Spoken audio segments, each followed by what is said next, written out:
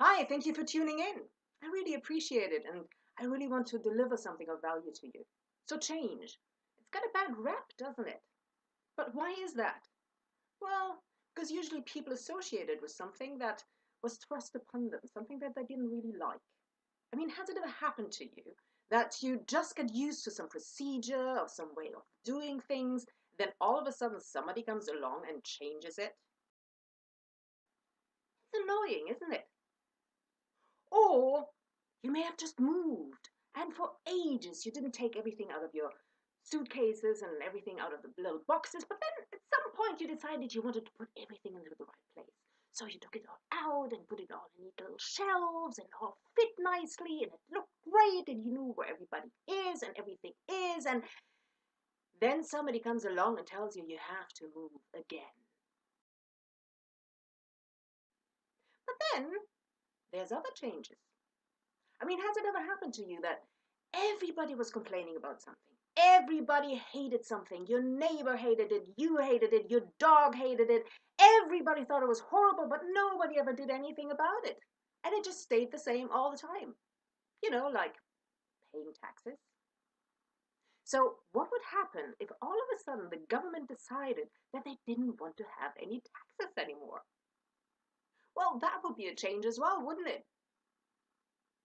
So, change can be a good thing. Not that I'm saying that the government will decide that there's not going to be any taxes, but there's a way of looking at things. So, what type of changes are there? Well, there's changes that you choose. So, the changes that you can control. I mean, has it ever happened to you that you decided you wanted to do something, you wanted to change something in your life? Maybe you wanted to lose some weight, or you wanted to get fit for that marathon, or you wanted to start a new business, or you wanted to, I don't know, do a performance of some sort and really ace it. And this time, it may have been a long time ago, but this time you really saw it through. You really did everything that you needed to do. You showed up at every rehearsal. You did all the preparation work that you needed to do. You went to every single training for the marathon or, whatever it was. And then at the day you were there and it worked. And it turned out great. You lost that weight. You lost like 40 pounds or something. Or you started that business and customers actually came to you, or you were standing on that stage and oh my god, the performance worked so well and people were applauding and everything, and it was so cool. I mean, how did that fail? Wasn't it worth all the work and all the preparation work?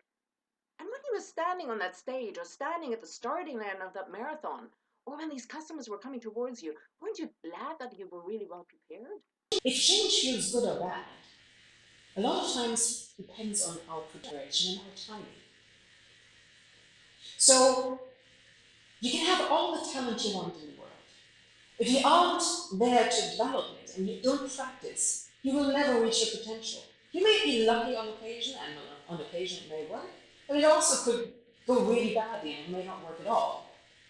And that may hurt you and it may hurt your family.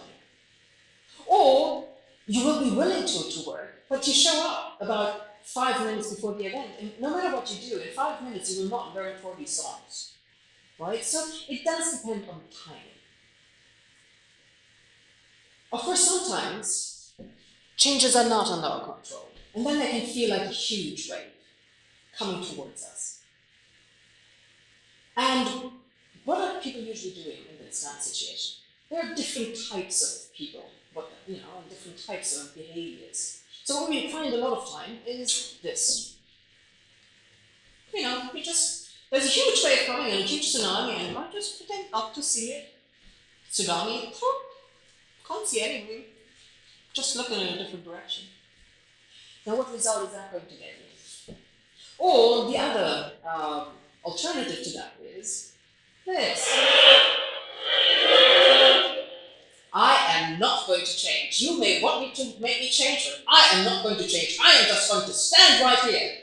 Well, and then the wave comes along and tumbles you on the ground and against the stones, and you're all bloody and try to breathe and you can't, and then you end up on the beach and sprawled, and it's all not very good. Or another, this is what other people do.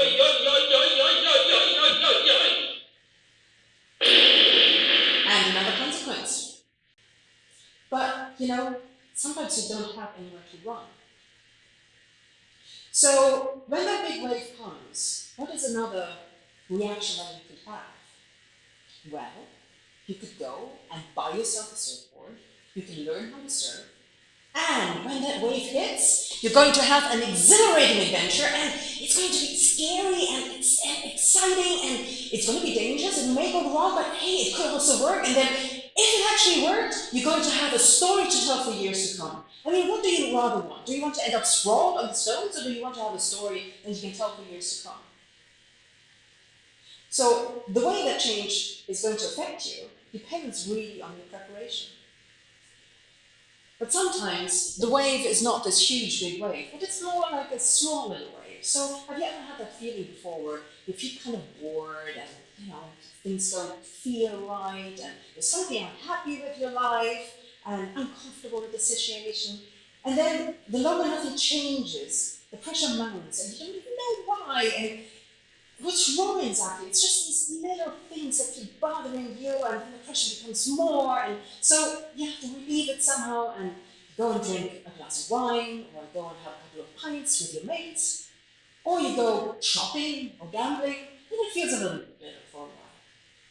But then the pressure mounts again, and this time it's more, and you still don't know what it's about, and so you don't only have one glass of wine, you have a bottle. Or you go into the pub with your mates and you don't have a pint or 2 pints, but you have 6. Or you go shopping and you max out your credit card, or you lose all your money in gambling.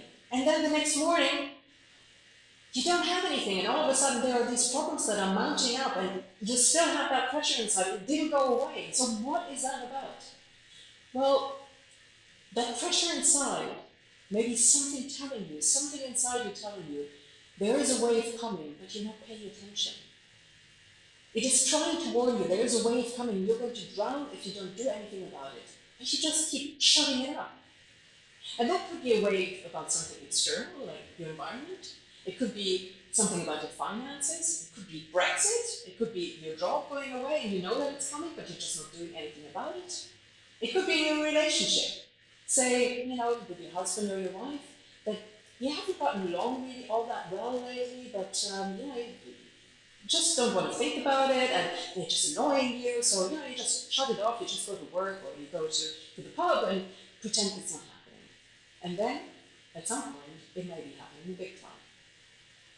Or it could also be that you just need to do something, you need to contribute somewhere. Maybe you feel not needed, and there's nothing worse in the world than the feeling of not being needed. So maybe you have to go out something.